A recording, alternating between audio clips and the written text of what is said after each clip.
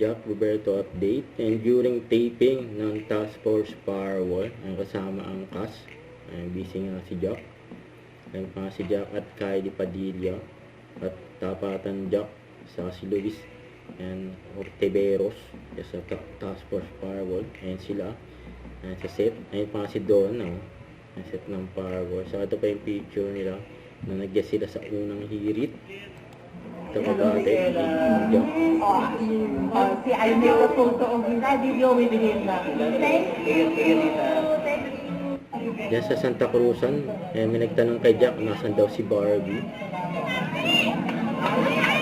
Antay sa ni Jack. Ang tagal na daw wala. Si Barbie.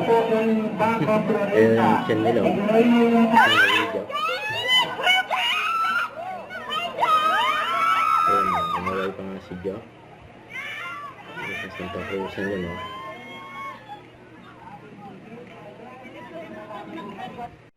Don't forget to subscribe, click the notification bell for my update. This is with Charlie Action Vlog. Stay tuned for more videos.